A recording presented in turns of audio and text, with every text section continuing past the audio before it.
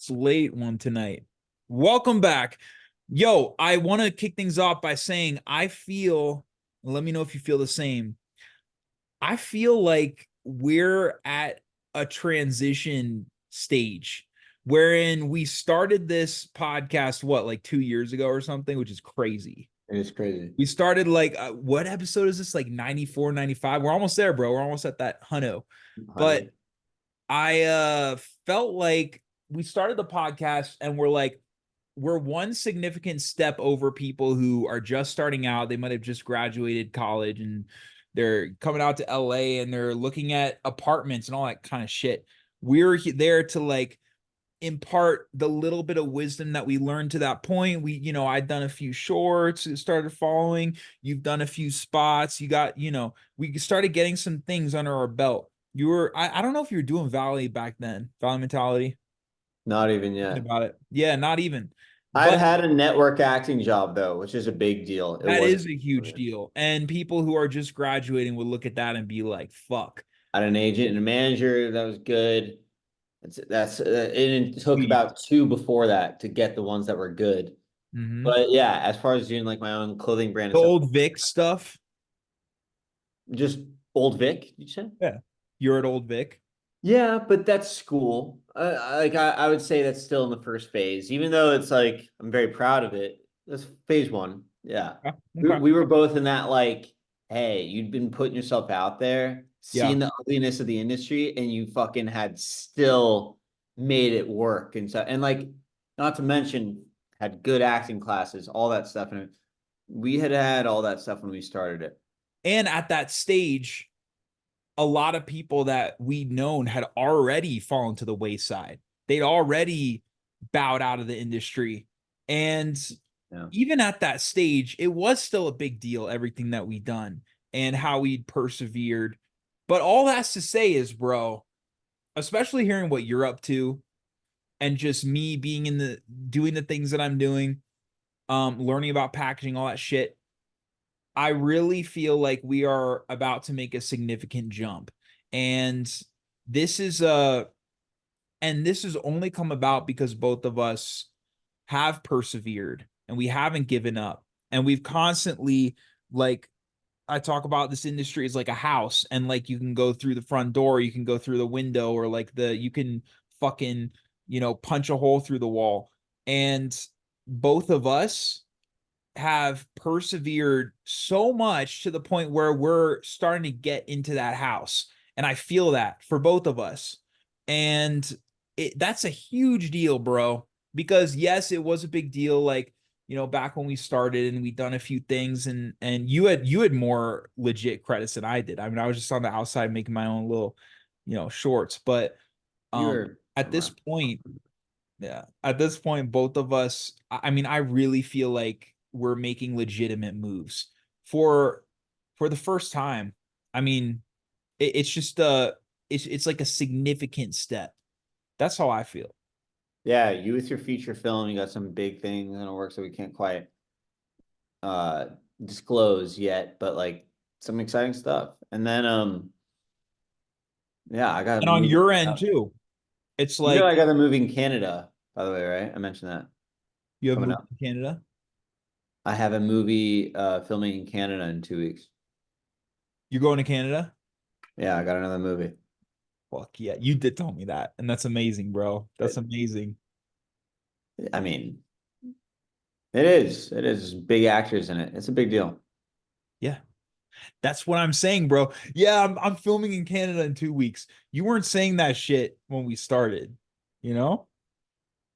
Uh, the legitimacy of the movie, it's pretty scrappy. It's another one that's like kind of, like it's scrappy, but there's big actors in this one. Like you can't fake it really. So I'm still haven't got the offer. Duke in college, if you could hear you right now, like, yeah, it's scrappy film.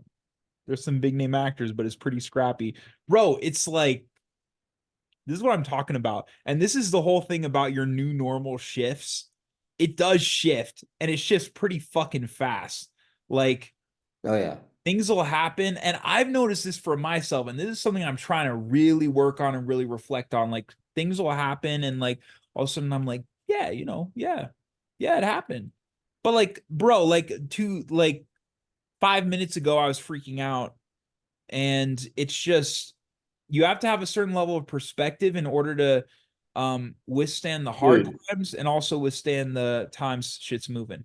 handle the good times too. I think back to when I was at Bristol Old Vic and we had, towards the end of the year, we had audition setups where we like had a simulated audition, like it was like a normal audition. I remember I was so psyched out. I didn't, I couldn't pull it together. I just couldn't pull it together. I couldn't, A, I didn't take it that seriously. I feel like I remember. And like B, I was just like, it's not gonna be like this for me in Hollywood. I gotta get some proper training, figure something out, and like I just I wouldn't be able to do that. Yeah. From there, looking on how I am now, doing a movie with Donald Sutherland, Faye Dunaway, these people, talk to the director today, and like I'm just a cool, calm, and collected. Like I just know I can deliver like time and time again. Um, Yeah.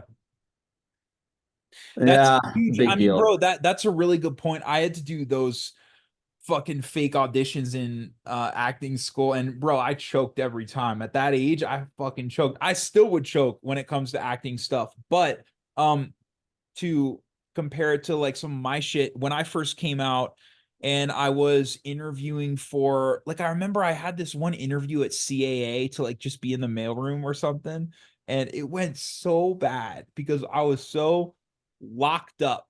And that the only reason I'm bringing up interviews because I had a lot of those when I first came out here that I just like I didn't know how to handle. I was so stressed.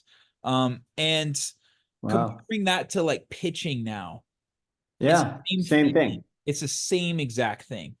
And just going through those and the more those experiences that you have and the more that you're selling things and talking about creative ideas and all that stuff, just the easier it becomes.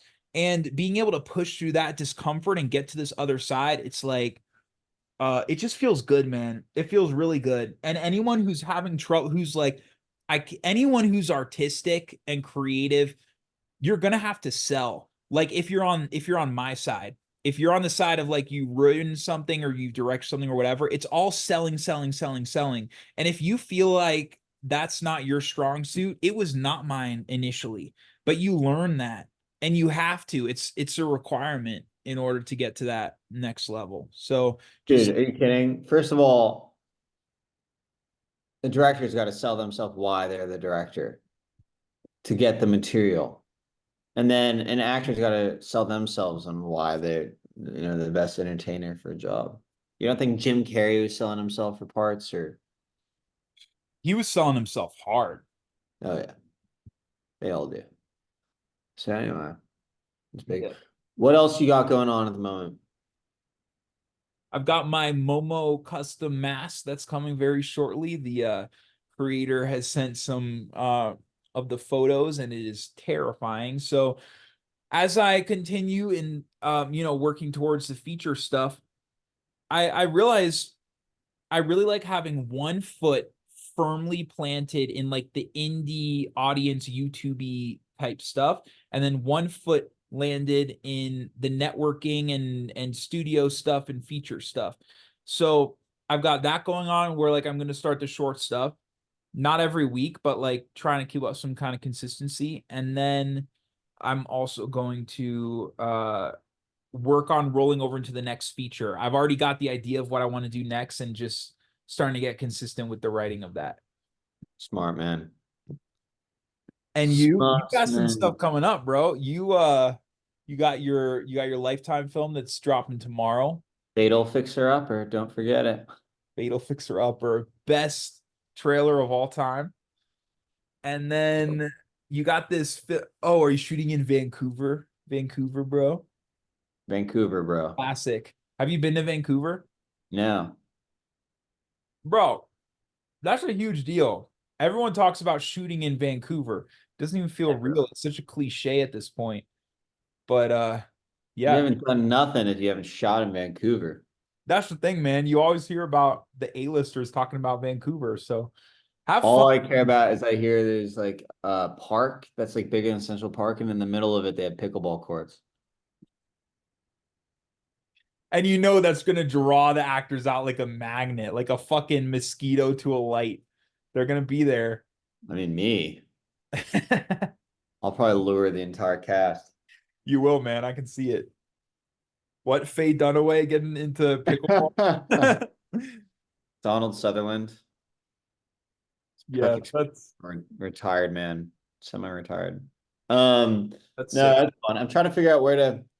I'm gonna do like a hilarious watch party for the Lifetime movie. Yeah. Probably Friday though, because I know it comes out tomorrow, Hmm. but not sure like how to catch it on the channel. So I think I might just like rent it on Amazon or something the day after and have a watch party for it. Cool. Let me know, man. I'm in Wrightwood, but I'll try to make it out. Just helicopter out. Yeah. That's fucking exciting, bro. Beyond that, are you thinking about wait, where are you at with the Vegas? Um, 7 Days to Vegas sequel. Barstool Sports. Tell me about that angle. Do you guys know anyone there? Or is it cold reach out? We don't know anyone officially there, but like they've, I mean, dude, I just showed someone this the other day. It's literally on their list of best gambling movies of all time. And so I like, I'm almost thinking about like tweeting that out, like getting someone to tweet that out and then tagging the movie, like tagging the whole thing. That's smart. But I mean, we got to figure out a way to it. I don't know. Uh, and yeah, because this new age of like distributing movies and stuff, I What do you don't know how mean to make it new work. age? The new media format. What do you mean? Like If you're doing an online? indie movie, just trying to find a way to make it lucrative to make a movie. I mean, I feel like all that just comes down to your attachments. Like obviously you got your dad and your uncle probably like recurring characters, but get like one name in there and you're golden. Get them and the Ballstool sports guys and you're good. That's all it takes. Just get one name.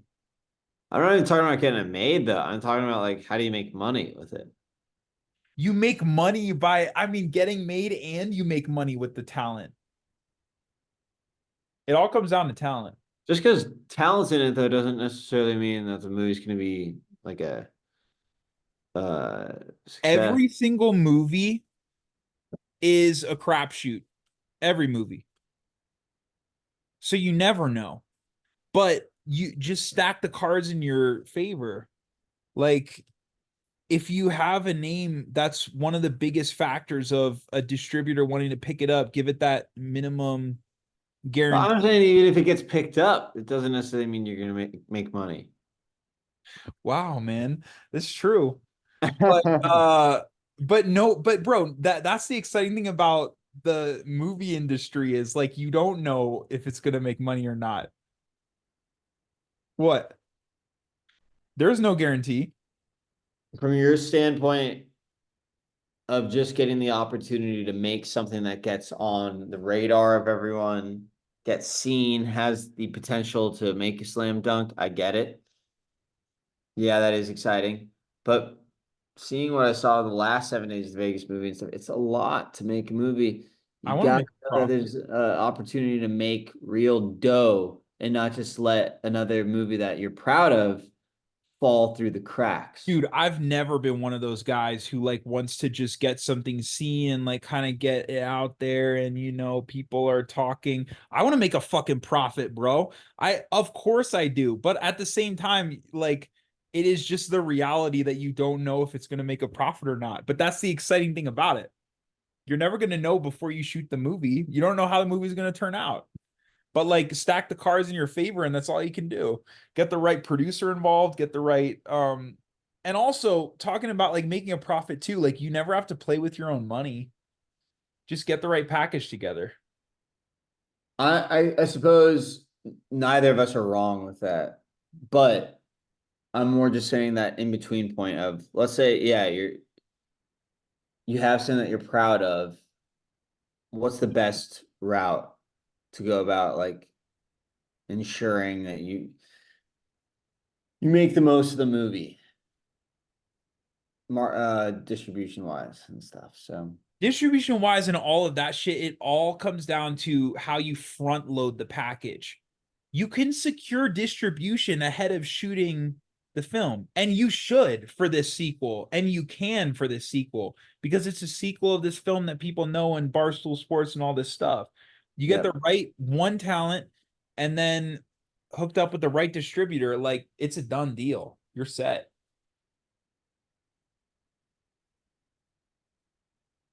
Yeah. Is your dad excited about the movie or is he working on some other stuff? Oh, he's excited about the movie. Yeah. Well, it's exciting. You know, we're doing it. Doing it, moving and shaking.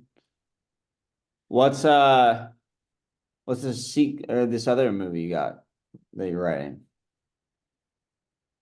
I'm not gonna say the idea, but it's more ambitious. It's just creepy, bro. I'll say this. Another creepy old lady, man. That's my shit. Always creepy old ladies. You got it. Dude, if there's any old people that are watching this podcast, they are going to be saddened by your take on them. Bro, you know what? It's not all old people, but it's when you got because you expect old people to be all sweet and like grandmotherly and shit, but when they're not, that's when it's scary. You peel back that layer, that grandmotherly shit, and they're just like fucking evil.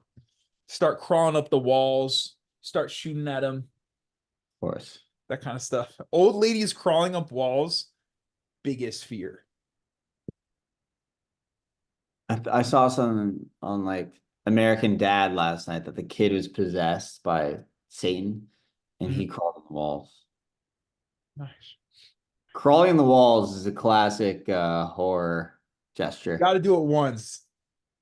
Everyone's got to do it at least once. No. How about stand up? Well, I've been thinking about it an awful lot. Have you? I have.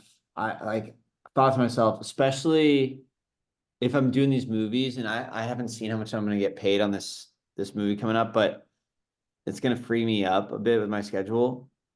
It's like you got to gun it, stand Yeah. up, What do you do in between projects? That's the question.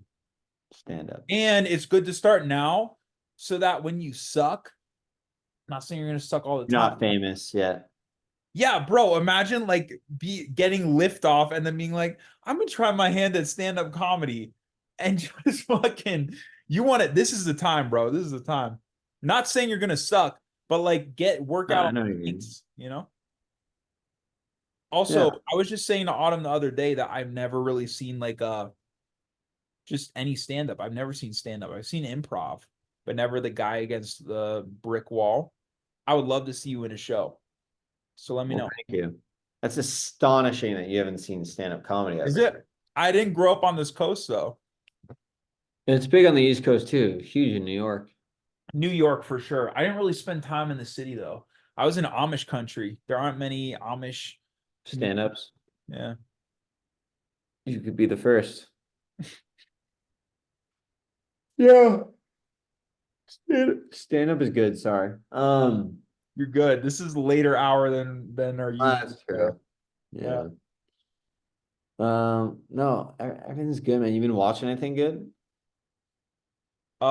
Late Night with the Devil, which is my comp for Mrs. Lotta D. Chef's kiss.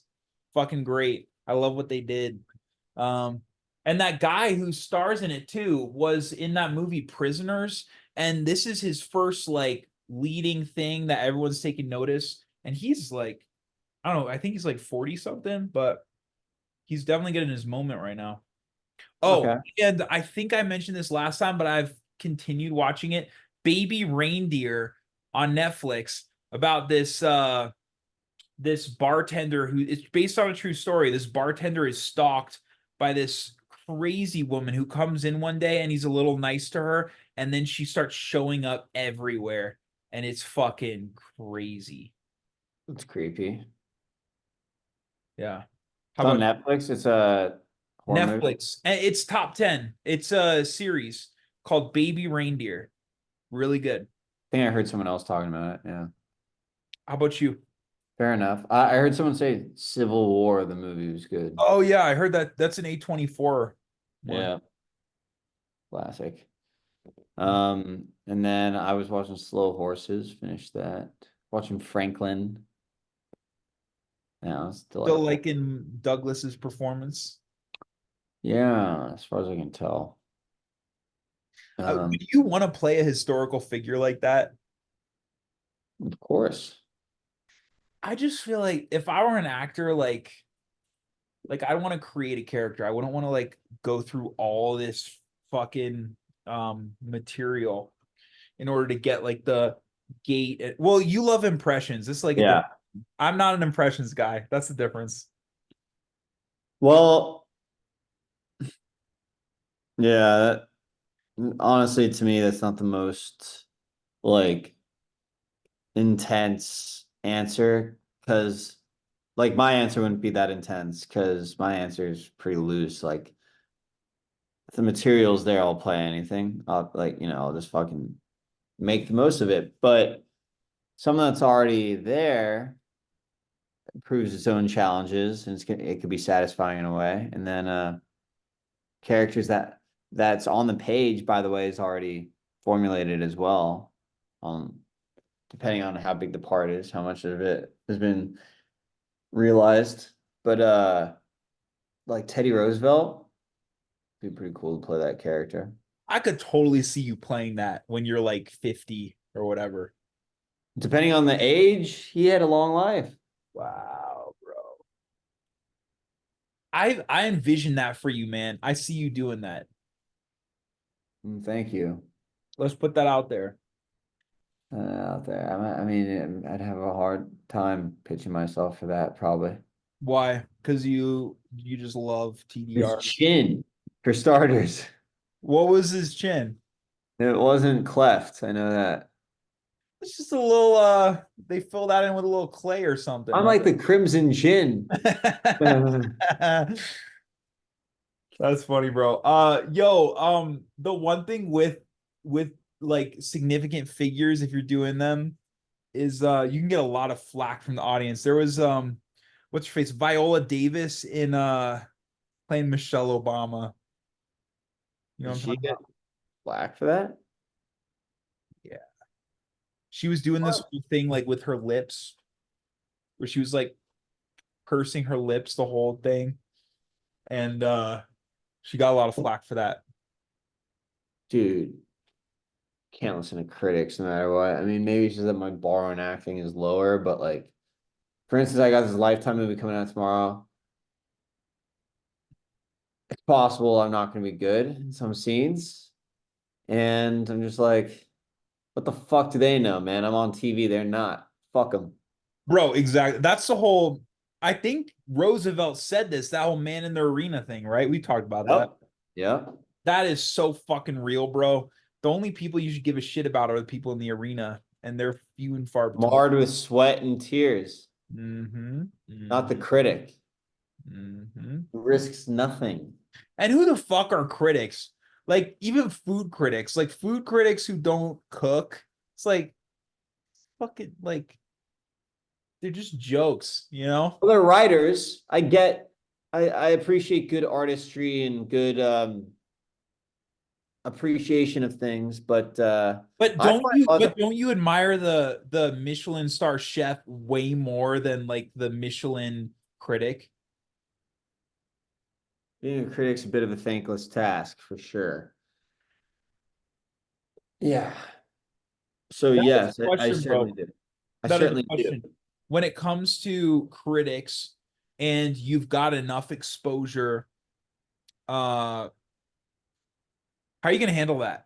You think you're going to be fine with that and just separate like because bro, there's going to be a lot of noise. Like when you start getting in the dream projects and a lot of people are watching, everyone, especially when it comes to actors, directors get a lot of the shit too, but like actors, they're the ones who are visible on the screen. Are you going to be fine with that? Are you going to be able I've to tried to imagine already because I read a lot of reviews yeah. and people that I know and appreciate get shit on and or don't get any credit at all or anything. And I've thought of myself in that and I bet it is tough. I bet it's tough. But um I gotta approach it the same way I approach anything. Man in the arena too. Yeah. For starters. But you just you I think the good stuff they say like isn't necessarily right. I want to say it doesn't matter. It does matter because other people are going to see that and they might pay to see more because of it or whatever. You become popular because of that. But you try to play no go against that. And then the negative stuff that they say too, like truly, hey, at least you're talking. Still appreciate how far you've come. Yeah. Um, try to laugh at yourself. No, it's all privilege. Thank God I got like other business stuff going on the side because the Have other stuff in your life. Yeah. hardest stuff in my life. Even hobby wise, like having stuff that you're into, you got the pickleball thing going. Yeah, dude. I mean, I I've got bet. jujitsu, which by the way, jujitsu is great because it's like the most humbling thing ever. You got it's just you, it doesn't no one gives a shit what you're doing if Yeah, you just respect the belt, you know? that's so awesome. Respect the belt. Do you do it tonight? No, it's just I haven't cleaned up yet. When was the last time you did it? Night before, last night, So yesterday. yesterday. How was it? It's great. Really fun, man. Really fun. We were learning the like a really good takedown, just shoving someone off. And what I love most about it, man, when I'm just out, like I was at Home Depot today and I was like walking through the parking lot and I just saw this dude who was like he like looked like he was approaching me. He was going for his car, but there was a split second when he it looked like he was approaching me and the drill that we learned yesterday like just popped in my head of just like what I would do to take him down and it's just like I love that shit. It's so real world. Like if something were ever to happen, I just feel so much more capable just like to take control of the situation and everything will be fine and you know. It's the mental process analysis that helps from jujitsu as well. Yeah. That's awesome. Yeah. How's the kids at school? They're good. Some I better mean, you're than probably with others. them. To Bro, crack the whip a little bit. yeah, definitely cracking the whip.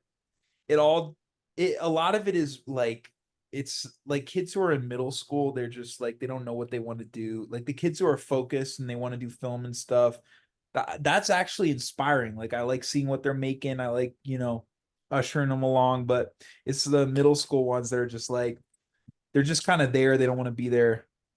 You got I'm a babysit a them. lot about what it's like being a teacher. Like Lada Di, the main character, is a teacher when she grows up, and it's helpful to. It's cool to see that aspect of life and like what teachers go through. It's good. Lada is the main character of what? Sarah or Kate, when she's grown up, like that one survivor, she's a teacher, and I was able to pull from my stuff. It's just another life experience, you know. You're able to, in your writing, you're able to pull in like I'm not familiar at all. What is Lada? I'm sorry. that's the one that like the one feature that I've been packaging and putting together. Okay. Mrs. Lada D is like the yeah, like the children's show and That the title at this point? yeah, Mrs. Lada D. I like it. That's Thanks, cool. man. Uh, Fantastic. Dude, should we wrap this up? We We got should, man. It's really fucking late. it's late. It's all good. Great catching up with you. like I said, bro, at the top, it's like I really feel like shit is starting to move. And we're headed to this next stage, man. It's exciting. I'm in, man. I love it. I agree. You're going to Vancouver in 2 weeks. For a movie. Football in Vancouver. Sounds Classic. good to me. Yeah. Good seeing you, dog. You too, boy. Always. Have a great one. Bye. See you Peace. soon. Sounds good.